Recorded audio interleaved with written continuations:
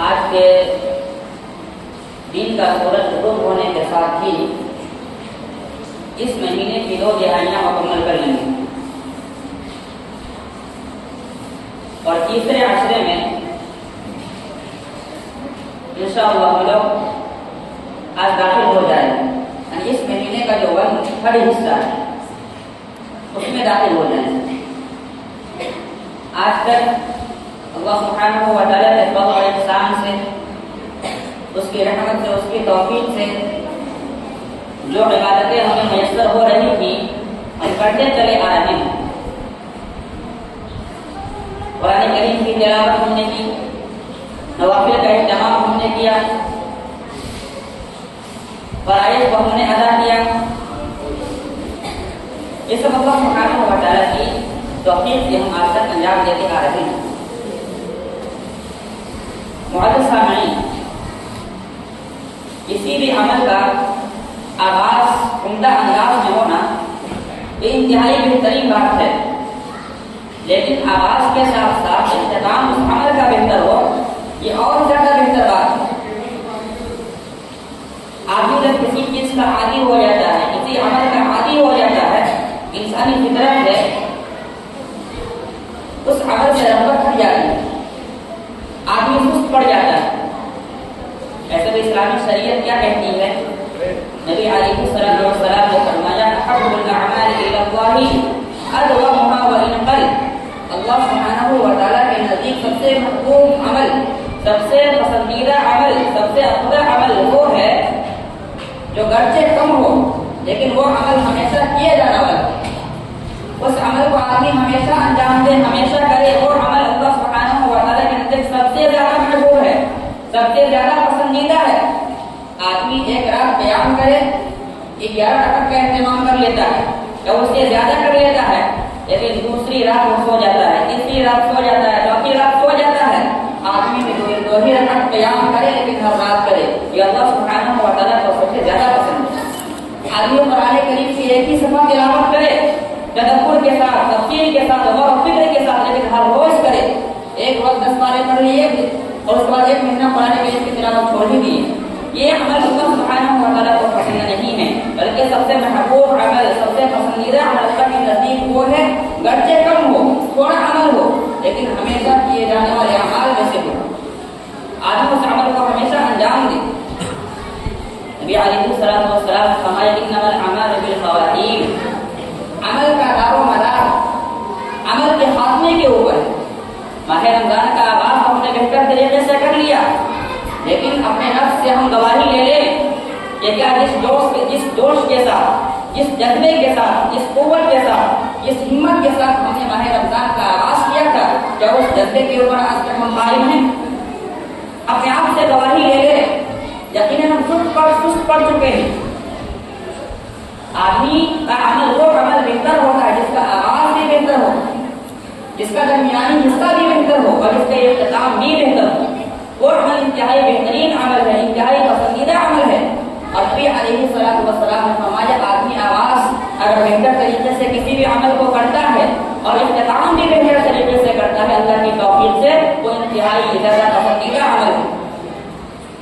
اللہ سبحانہ و تعالیٰ نے قرآن کریم کے اندر فرمایا یا ایھا الذین آمنوا اتقوا اللہ حق تقاتہ ولا تموتن الا وانتم مسلمون. اے وہ لوگوں جو ایمان لائے ہو، اللہ سبحانہ و تعالیٰ کا خوف کھاؤ، اللہ سبحانہ و تعالیٰ سے ڈرو اسی طریقے سے جیسا کہ اللہ سبحانہ و تعالیٰ سے ڈرنے کا حق ہے. اور آگے اللہ نے فرمایا ولا تموتن الا وانتم مسلمون. تمہیں موت نہ آئے ارے حالانکہ تم اسلام کے اوپر قائم ہو. آدمی اسلام قبول کر لے لیکن 40 سال کے بعد، 50 سال کے بعد، 20 سال کے بعد، 30 سال کے بعد آدمی اسلام سے مرتد ہو جائے، اسلام سے گر جائے، کیا فائدہ اسلام کا؟ کہاں مرتے جب تک تمہیں اسلام پہ رہنا ہے، اللہ کے توحید پہ قائم رہنا ہے.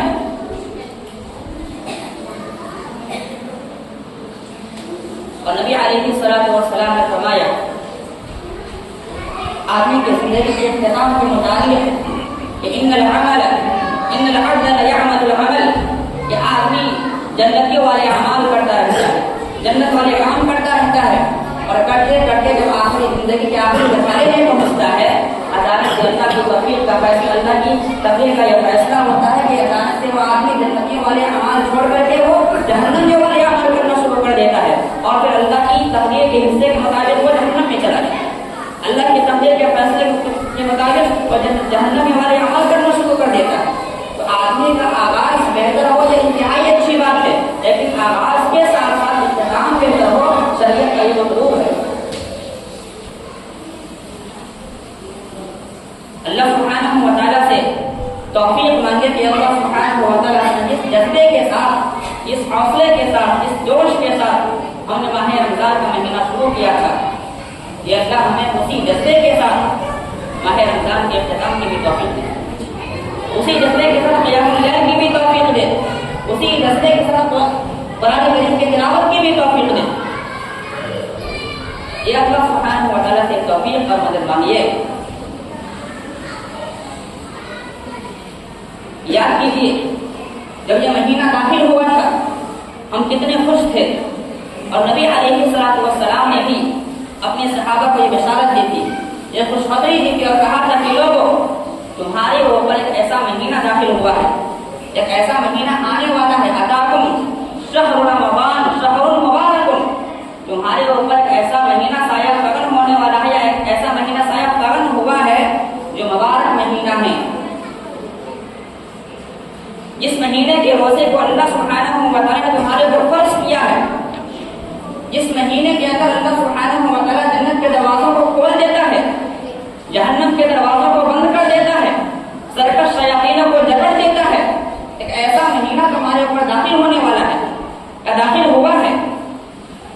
اور یہی پر ایک بات بتا دوں کہ ماہ رمضان کو ہم لوگ کہتے ہیں رمضان مبارک اور رمضان کریم، معلوم کہتے ہیں رمضان کریم، رمضان مبارک کہنا یہ تو ٹھیک ہے، اس لیے کہ حدیث کے اندر یہ لفظ آیا، جیسا کہ میں نے بھی حدیث پڑھی آپ کے سامنے کہ اتاکم شہر رمضان شہر مبارک، ایک مبارک مہینہ تمہارے اوپر داخل ہوا ہے، اور اس مہینے کے آخری عشرے کے اندر ایک مبارک رات بھی آتی ہے جسے ہم لیلۃ القدر کے نام سے جانتے ہیں۔ اللہ سبحانہ و تعالیٰ نے فرمایا حامیم والکتاب المبین انا انزلناہ فی لیلۃ مبارکہ، تو اللہ سبحانہ و تعالیٰ نے لیلۃ القدر کو مبارک رات کہا ہے، تو گویا اس مہینے کو اس مناسبت سے ہم رمضان مبارک تو کہہ سکتے ہیں، لیکن رمضان کریم نہیں کہہ سکتے، اس لیے کریم کا معنی ہوتا ہے نوازنے والا، نوازش کرنے والا۔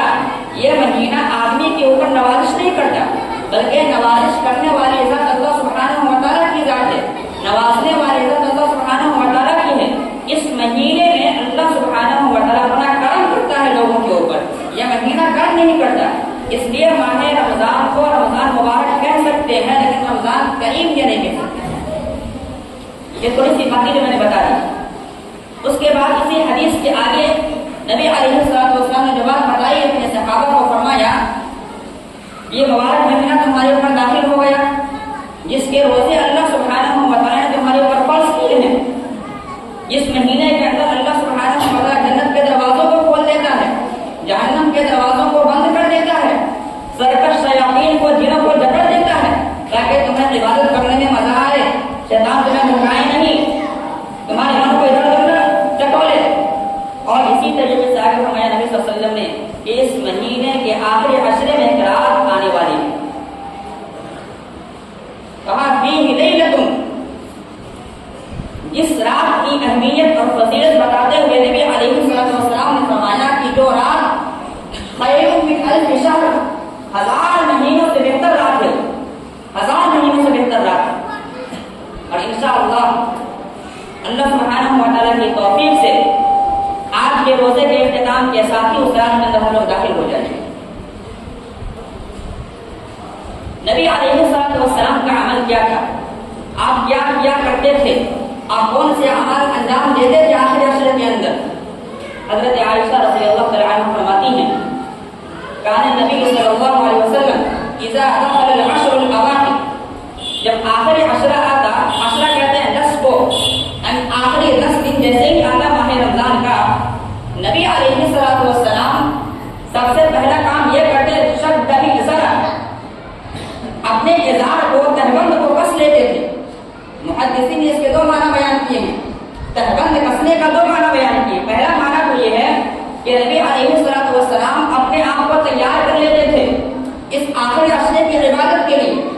بھی ہم جانتے ہیں کہ اسٹوڈنٹ ہوتا ہے ایگزام جیسے ہی آتا ہے کہتا ہے تیار ہو جاؤ، اپنے آپ کی کمر کس لو، ایگزام میں بیٹھنے والے ہو، پریپریشن اچھے سے کرو، تیاری اچھے سے کرو، اچھے نمبرات حاصل کرو گے۔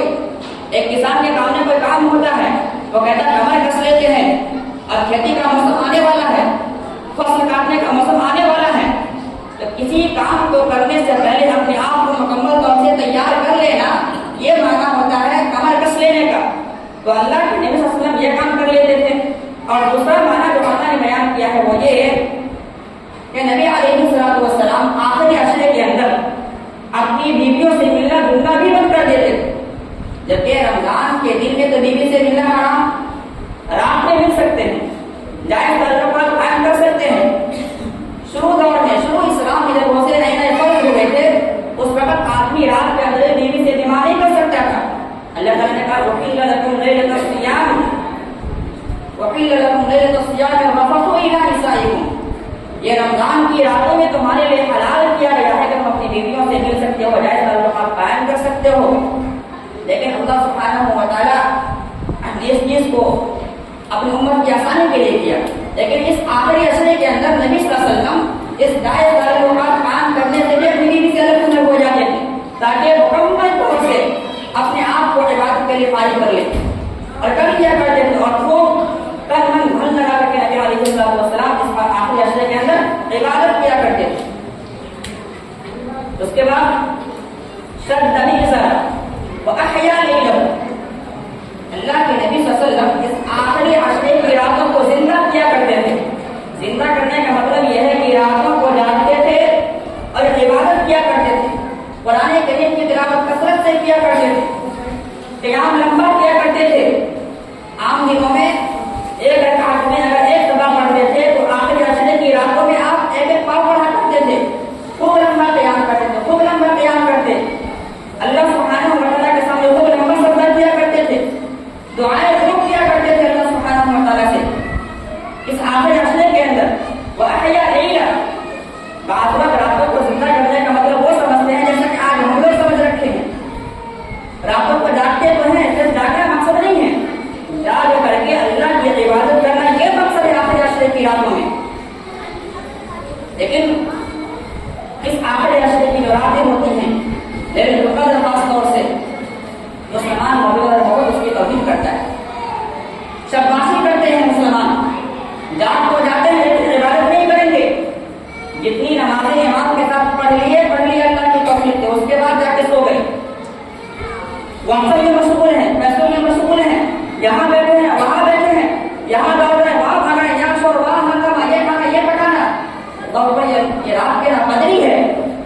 واقعہ لینا کا مطلب یہ ہے کہ ہم راتوں کو زندہ کیجیے، راتوں کو جاگیے، عبادت میں عبادت کیجیے، قرآن کی تلاوت کیجیے، اللہ سے دعائیں کیجیے، اور ساتھ ساتھ اپنے گھر والوں کو بھی جگاتے تھے۔ عام دنوں میں نبی علیہ السلام فرائض کو چھوڑ کر کے سنت اور نوافل کے معاملے میں اپنے گھر والوں کو چھوڑ دیا کرتے تھے، لیکن جب آخری عشرہ آتا تو اللہ کے نبی صلی اللہ علیہ وسلم خود کو عبادت کرتے، خود تو لمبا قیام کرتے، خود تو دعائیں خود کیا کرتے تھے، سجدہ لمبا کیا کرتے تھے، لیکن ساتھ ساتھ میں اپنے گھر والوں کو بھی جگاتے، اپنی بیویوں کو بھی جگاتے۔ آج ہمیں بھی چاہیے کہ اپنے بچوں کو جگائے، دیکھیں یہاں تو نہیں دوڑ رہا ہے، وہاں تو نہیں دوڑ رہا ہے، بدماشی تو نہیں کر رہا ہے، ساتھ میں بیٹھیے، عبادت کرائیے، قرآن پڑھائیے، دعا سکھائیے، دین سکھائیے، یہ بندے میں وہی پسند ہے۔ اللہ کے نبی صلی اللہ علیہ وسلم پورے طور سے ایکٹیو ہو جاتے تھے اور یہ عمل انجام دیا کرتے تھے۔ آخری عشرے کے اعمال میں سے ایک عمل ہے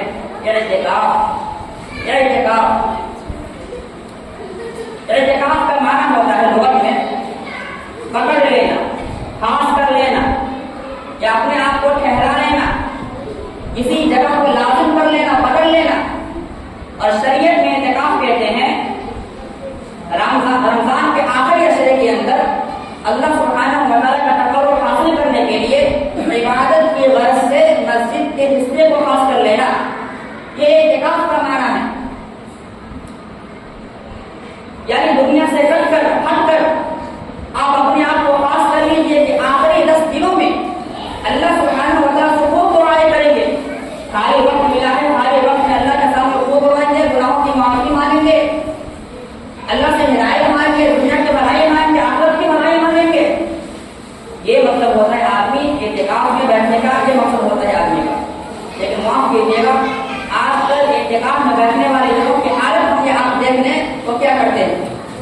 اعتकाफ میں بیٹھ ہو جاتے ہیں، لیکن جس مقصد کے تحت اعتकाफ میں بیٹھا جاتا ہے، جس مقصد کے تحت اعتकाफ میں بیٹھتے ہیں، اس اعتकाف کو بھول جاتے ہیں۔ بیٹھے ہوئے ہیں، بیٹھ جائیں گے، واٹس ایپ ہے، فیس بک ہے، 1 گھنٹہ واٹس ایپ چلائیں گے، 1 گھنٹہ فیس بک چلائیں گے، 1 گھنٹہ یوٹیوب دیکھیں گے، اثر کا وقت ہو جائے گا۔ اثر کے بعد کچھ دیر اور افطاری کا وقت لانے کے لیے کچھ اور کریں گے، یہاں باتیں کریں گے، وہاں باتیں کریں گے۔ اللہ کے بندو، آپ نے اللہ کے گھر کو خاص اس لیے کیا تھا تاکہ آپ اللہ سے لو لگا سکے۔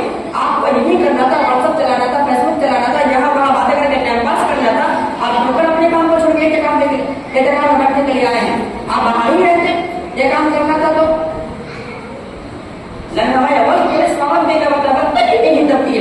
اللہ کا ذکر کیجیے، اللہ کو یاد کیجیے، دنیا سے ہٹ کر چھٹ کر کے۔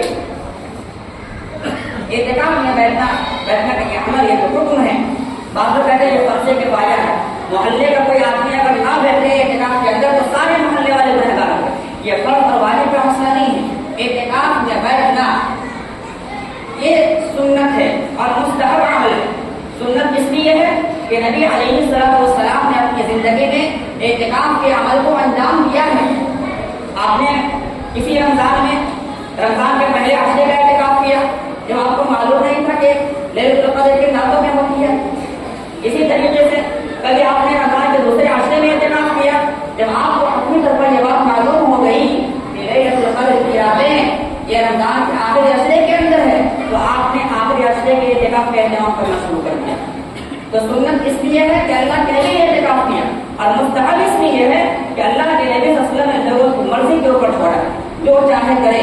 آدمی اپنی خوش دلی سے آدمی اللہ سبحانہ و تعالیٰ کے لیے وقف کر دے، اللہ سے لو لگانے کے لیے، اس سے بڑی خوش نصیبی کی بات کیا ہو سکتی ہے۔ اسی طریقے سے اعتکاف میں آدمی جب جائے تو چونکہ وقت شروع ہو جاتا ہے سورج ڈھلنے کے ساتھ ہی، جس کو اعتکاف میں بیٹھنے کا ارادہ ہو وہ نیت کر چکا کہ اعتکاف میں بیٹھنے کے آخری عشرے کے اندر وہ مغرب کے بعد مسجد میں آ جائے، افطاری کرے، نماز پڑھے، قیام اللیل کرے، ذکر و اذکار کرے، اور فجر کی نماز پڑھنے کے بعد اس معتکف میں، یعنی اس جگہ پر اس کو بیٹھنا ہے، اس معتکف میں معتکف یعنی اعتکاف کرنے والا چلا جائے۔ حضرت عائشہ رضی اللہ عنہا کہتی ہیں کہ میں اللہ کے نبی صلی اللہ علیہ وسلم کے لیے مسجد میں خیمہ نصب کر دیتی تھی، اور آپ صلی اللہ علیہ وسلم فجر کی نماز پڑھنے کے بعد اس خیمے کے اندر داخل ہو جایا کرتے تھے۔ تو آدمی مغرب کے بعد آ جائے، قیام اللیل کرے، قرآن کی تلاوت کرے، دعا کرے، خوب سجدہ کرے، نوافل کا اہتمام کرے، اور فجر کی نماز پڑھنے کے بعد اس جگہ میں چلا جائے اور خوب اللہ سبحانہ و تعالیٰ سے خوب لو لگائے، خوب ذکر و اذکار کرے، خوب دعائیں کرے۔ لیکن معتکف کے لیے ضروری یہ ہے کہ صرف وہ قرآن کریم رکھے، قرآن پڑھے، دعائیں کرے، یہی جو کام ہے اس کے اندر اللہ سے دعائیں کرے۔ اور آخری عشرے کے اعمال میں سے جو بہترین عمل ہے وہ دعا ہے۔ دعا ہے، حضرت عائشہ رضی اللہ عنہا فرماتی ہیں کہ اللہ کے نبی صلی اللہ علیہ وسلم اگر مجھے معلوم ہو جائے یا میں آخری عشرے کے اندر جو کام کراتے ہیں، جو لیلۃ القدر ہے، جو شب قدر ہے، اگر میں اس کو جان لوں، اس کو پا لوں تو کیا کروں؟ اللہ کے نبی صلی اللہ علیہ وسلم نے فرمایا تم یہ دعا پڑھا کرو، اللہم انک عفو تحب العفو فاعف عنی، تحب العفو فاعف عنی، اللہم انک عفو تحب العفو فاعف عنی۔ یہ اللہ سبحانہ و تعالیٰ کو معاف کرنے والا ہے، جو بندوں کے گناہوں کو مٹانے والا ہے، صاف کرنے والا ہے، کلین کرنے والا ہے۔ یحب العفو، اور بندوں کے گناہوں کو معاف کرنا تو پسند بھی کرتا ہے۔ فاعف عنی، لہذا تم مجھے معاف کر۔ یہ دعا کتنی جامع دعا ہے، اس کے معنی کے اوپر غور کیجیے۔ عام دنوں میں ہم دعا کرتے ہیں اللہم اغفر لی، اے اللہ ہمیں بخش دے۔ عربی زبان کے اندر غفر یغفر کا معنی ہوتا ہے ڈھانک دینا، پردہ کر دینا، چھپا دینا۔ یہاں پر میرے خود کوئی آدمی چور ہے اور پردہ لگا دوں، اب جو آدمی اس میں سے چور ہوگا سب کا دل دھڑکے گا کہ جیسے ہی پردہ اٹھے گا میرا نام گاؤں والوں کے سامنے واضح ہو جائے گا۔ لیکن اس نام کو اگر میں مٹا دوں تو ظاہر سی بات اس کے دل میں کوئی خوف نہیں رہے گا، کیونکہ اس کے نام ہے ہی نہیں۔ غفر یغفر مطلب ڈھانکنا، چھپا دینا، پوشیدہ کر دینا۔ اللہ سبحانہ و تعالیٰ گناہ و بخش تو دیتا ہے، لیکن ہو سکتا ہے کہ قیامت کے دن آپ کے گناہ کو بندوں کے سامنے واضح کر دے کہ تم نے دنیا کے اندر یہ گناہ کیا تھا، یہ چوری کی تھی، یہ زنا کیا تھا، یہ شراب یہاں شراب پیا تھا۔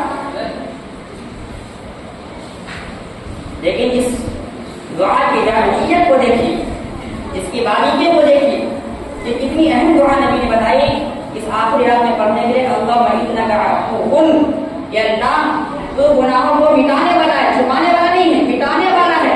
تحب العفو، اور بندوں کے گناہوں کو مٹانے کو، جس کو ہم اریز کرنا کہتے ہیں، کلین کرنا، اریز صاف سے بالکل صاف ہی کر دینا۔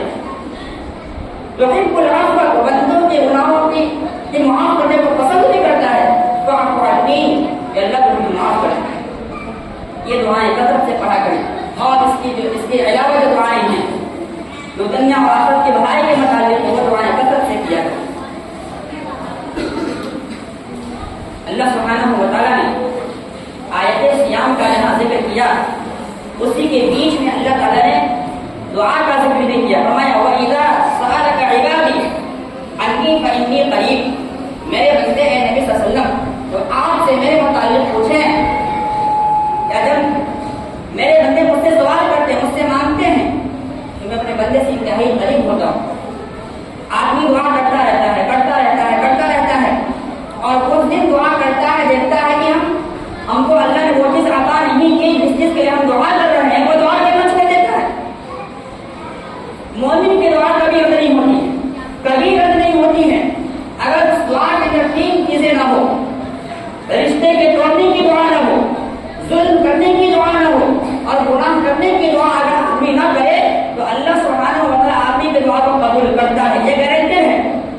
لیکن شرط ایک چیز اور ہے، اس کے ساتھ یقین کے ساتھ دعا کریں۔ ایسا نہیں ہم اللہ سے اتنی بڑی چیز کی دعا کر رہے ہیں، اتنا بڑا عہدہ مانگ رہے ہیں، اتنی بڑی چیز مانگ رہے ہیں، اللہ دے گا کہ نہیں دے گا، دے گا کہ نہیں دے گا، دے گا کہ نہیں دے گا، کیسے معلوم؟ اگر اس کشمکش کے ساتھ اور اس تذبذب کے ساتھ دعا کرتے ہیں اللہ سبحانہ و تعالیٰ سے، آپ کی دعا قبول نہیں کی جائے گی۔ یقین کے ساتھ کہ جو چیز اللہ سے مانگ رہے ہیں، یقین اللہ سبحانہ و تعالیٰ اس چیز کو دینے پر قدرت رکھتا ہے، اور وہ چیز ہمیں مل کر کے رہے۔ کبھی کبھی آدمی تعمیر ہونے میں گھبرا جاتا ہے، یہ کب سے دعا کر رہے ہیں اور تک وہ چیز نہیں ملی۔ ہو سکتا ہے کہ جو چیز آپ اللہ سے مانگ رہے ہیں اس سے بڑی چیز اللہ آپ کو دینے والا ہے، اس لیے آپ کی دعا سے قبول میں وقت لگ رہا ہے، ٹائم لگ رہا ہے، تاخیر لگ رہا ہے۔ یا ہو سکتا ہے کہ آپ دعا تو کر رہے ہیں 1 مہینہ سے، 1.5 مہینہ سے، 2 مہینہ سے، آپ کی دعا سے قبول ہونے میں وقت اس لیے لگ رہا ہے آپ کے گناہ زیادہ ہیں۔ اللہ سبحانہ و تعالیٰ بہت غصہ ہے آپ پہ، دعا کیجیے، غصہ ٹھنڈا ہوتے ہوتے ہوتے ٹھنڈا ہو جائے گا، اور جب اللہ کا غصہ ٹھنڈا ہو جائے گا آپ کی دعا قبول ہو جائے گی۔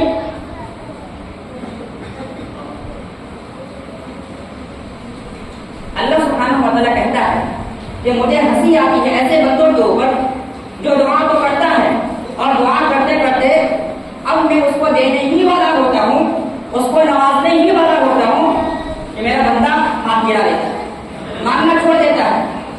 اللہ کہتے کہ ایسے بندے کو مجھے ہنسی آتی ہے، کام میں چاہتا ہوں، کام میں دینے کے لیے تیار ہوتا ہوں، میں اس بندے کو نوازوں، بہت دنوں سے مانگتا ہوا آیا ہے، اب میں اس کو دے دوں وہ چیز جس چیز کا طلبگار ہے میرا بندہ، لیکن کیا دیکھتا ہوں کہ میرے بندے نے ہاتھ ہی گرا لیا، دعا مانگنا ہی چھوڑ دیا میرے بندے نے۔ آدمی دعا کا اہتمام مقصد سے کرے۔ اللہ کے بندوں یہ بات سمجھنے کی ہے کہ آج ہم اللہ سبحانہ و تعالیٰ سے دعا کرتے ہیں اس وقت جب ہم کو ضرورت ہوتی ہے۔ دعا ضرورت نہیں، دعا ضرورت سے پہلے دعا ہماری عبادت ہے، دعا عبادت ہے، بلکہ عبادت کی روح ہے۔ ہر عبادت جو دے کہ نماز اتنی ہے عبادت، پوری نماز ہی دعا ہے، سورہ فاتحہ سے لے کے اور سلام تک آپ غور کر جائیے، پوری کی پوری نماز دعا۔ کوئی ایسی عبادت چاہے عبادت کے پہلے یا عبادت کے بعد یا درمیانی عبادت آپ کو دعا سے خالی کوئی عبادت نہیں ملے گی۔ اس لیے دعا کا اہتمام کرنا چاہیے کثرت سے، اور اللہ سبحانہ و تعالیٰ سے دعا کرنی چاہیے کہ اللہ سبحانہ و تعالیٰ ماہ رمضان کے آخری ایام میں بچے ہیں، خوش دلی کے ساتھ عبادت کرنے کی توفیق عطا فرمائے۔ ماہ رمضان کی جو عبادت جو ایام بچ گئے ہیں خوش دلی کے ساتھ عبادت کرنے کی توفیق عطا فرمائے۔ نبی صلی اللہ علیہ وسلم نے فرمایا من صام رمضان ایمانا واحتسابا غفر له ما تقدم من ذنبه، جس نے ماہ رمضان کے روزے رکھے، ماہ رمضان کے روزے رکھے، رمضان کے روزے رکھے، 10 روزے نہیں، 15 روزے نہیں، 20 روزے نہیں، رمضان ایک مہینہ کو کہا جاتا ہے، ایک مہینے کا نام ہے رمضان، ایک روزے کا 10 روزے کا نام نہیں ہے، رمضان ایک مہینے کا نام ہے۔ کہا جس نے ایک مہینے کے روزے رکھے، کیسے روزے رکھے؟ احتسابا، ایمانا واحتسابا، ایمان کے ساتھ کہ اللہ سبحانہ و تعالیٰ نے ماہ رمضان کے روزے کو ہمارے اوپر فرض کیا ہے، اور احتساب یہ ثواب کا ذریعہ بھی ہے. حصول ثواب کی نیت سے، غرض سے. اور بعض سلف نے کہا، علماء نے کہا کہ خوش دلی کے ساتھ روزہ، ذہن کے بوجھ سمجھ کر کے نہیں کہ معاشرے والے رکھ رہے ہیں، گھر والے روزہ رکھ رہے ہیں، سماج والے رکھ رہے ہیں. 15 سال کا ہوا کہ ہم نہیں رکھیں گے تو کیا سوچیں گے، چلو ہم بھی رکھ لیتے ہیں. بوجھ سمجھ کر کے نہیں، ایسے روزے کا فائدہ نہیں ہوگا. من صام رمضان ایمانا واحتسابا، یہ شرط ہے، یہ خوش دلی کے ساتھ اپنی روزہ رکھیں. اور یہی شرط قیام کے اندر بھی، من صام رمضان ایمانا واحتسابا غفر له ما تقدم من ذنبه. جس نے ماہ رمضان کا قیام کیا، صرف 5 دن کا نہیں، 10 دن کا نہیں، کہ 5 دن جذبہ کا جوش تھا، طاقت کی بدن کے اندر، پیچھے امام صاحب نے 10 دن کا قیام کیے، تراویح پڑھے، اور اب نقاہت محسوس ہوتی ہے، کمزوری محسوس ہوتی ہے، تراویح پڑھنا چھوڑی.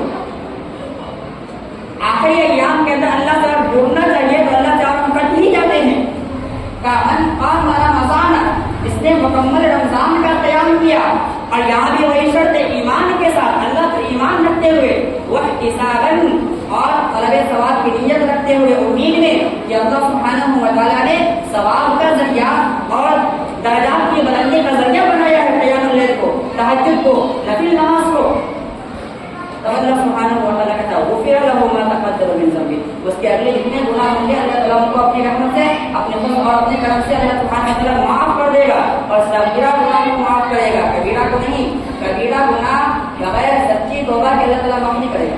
کسی کا چوری کیے ہوں گے، ڈکیتی کیے ہوں گے، کسی کی عزت کے ساتھ کھیلے ہوں گے، سچی توبہ کیجیے گا تو معافی ملے گی. شرائع گناہ جو ہیں، جو صغیرہ گناہ ہیں، اس کی بخش اللہ سبحانہ و تعالیٰ ان چیزوں سے کر دیتا ہے. اور من قام لیلۃ القدر، لیلۃ القدر کی رات آنے والی ہے، اس رات کی الگ سے فضیلت نبی نے بتائی صلی اللہ علیہ وسلم کہ من قام لیلۃ القدر ایمانا واحتسابا، جس نے خاص طور سے لیلۃ القدر کا قیام کیا ایمان کے ساتھ اور خوش دلی کے ساتھ، اللہ سبحانہ و تعالیٰ اس کے اگلے گناہ کو معاف کر دیتا ہے. 1 گھنٹہ کھڑا ہونے پہ تھکان کیجیے. لوگ تھک جاتے ہیں کہ 1 گھنٹہ 7 گھنٹہ کھڑا ہونا پڑتا ہے تراویح کے اندر، پھر بھی تھک جاتے ہیں. جب پاؤں تھک جائے تو آخرت کے دن کو یاد کیا کیجیے. بعض طرف کے متعلق یہ باتیں آتی ہیں کہ جب وہ تراویح میں، قیام اللیل میں، تہجد میں اس کا پاؤں بیٹھنا چاہتا، ٹانگیں بیٹھنا چاہتی تو اپنے ہی ڈنڈے سے پاؤں کو مارتے تھے. وہ یہ آج تو بیٹھنا چاہتا ہے 1 گھنٹہ کھڑا ہونے کے بعد، کل قیامت کے اللہ کے پاس کیسے کھڑا ہو پائے گا جب 50,000 سال کا ایک دن ہوگا. آج تھک تاکہ تک کل تم کو آرام ملے، قیامت میں آرام ملے، کل کے آرام کے لیے آج تم تھکو. یہ بات صرف کیا کرتے تو تھکے مت، خوش دلی کے ساتھ ایام بچے ہوئے ہیں ان کو گزارے. اسی طریقے سے اعتکاف کے متعلق مسئلہ یہ ہے کہ جس طرح مردوں کے لیے اعتکاف کرنا مسجد کے اندر مشروع ہے، اسی طریقے سے عورتوں کے لیے بھی مسجد کی جگہ ہی مشروع ہے. جیسا کہ بعض لوگ کہتے ہیں کہ عورتوں کے لیے جس طریقے سے نماز پڑھنا افضل گھر کے اندر ہے، اسی طریقے سے عورتوں کے لیے اعتکاف کی جگہ گھر ہی ہے. یہ بات مناسب نہیں ہے. اللہ نے فرمایا وَلَا تُبَاشِرُوهُنَّ وَأَنْتُمْ عَاكِفُونَ فِي الْمَسَاجِدِ، اعتکاف کرنا ہے تمہیں مسجد کے اندر کرنا ہے، چاہے مرد ہو یا عورت ہو. جو لوگ یہ کہتے ہیں کہ عورتوں کے لیے اس کی مسجد اس کا گھر ہی ہے، یا جس جگہ پر عورت نماز پڑھتی ہے اس پر مسجد کا اطلاق ہوتا ہے، ایسے لوگوں سے جواب پوچھتا ہے کیا جس جگہ پر عورتیں نماز پڑھتی ہیں گھر کے اندر، اس جگہ کے اوپر جنوبی شخص نہیں جا سکتا؟ کیا جس جگہ پر عورتیں نماز پڑھتی ہیں گھر کے اندر، اس جگہ پر حائضہ عورتیں نہیں جا سکتی ہیں؟ یقیناً جا سکتی ہیں. جنوبی مرد کا آنا مسجد کے اندر ممنوع ہے، حائضہ عورتوں کا آنا مسجد کے اندر ممنوع ہے. اور اللہ نے کہا وَلَا تُبَاشِرُوهُنَّ وَأَنْتُمْ عَاكِفُونَ فِي الْمَسَاجِدِ، یعنی اعتکاف کرنا ہے آپ کو مسجد کے اندر کرنا. یہ اعتکاف خاص ہے مسجد کے ساتھ، دوسرے جگہوں پہ نہیں. اللہ نے فرمایا وَعَهِدْنَا إِلَىٰ إِبْرَاهِيمَ وَإِسْمَاعِيلَ أَن طَهِّرَا بَيْتِيَ لِلطَّائِفِينَ وَالْعَاكِفِينَ وَرُكَّعِ السُّجُودِ. اللہ نے کہا کہ ہم نے عہد لیا کس سے؟ إِلَىٰ إِبْرَاهِيمَ وَإِسْمَاعِيلَ، ابراہیم اور اسماعیل سے. کیا کہ میرے گھر کو پاک و صاف کرو ان لوگوں کے لیے، للطائفین، طواف کرنے والوں کے لیے.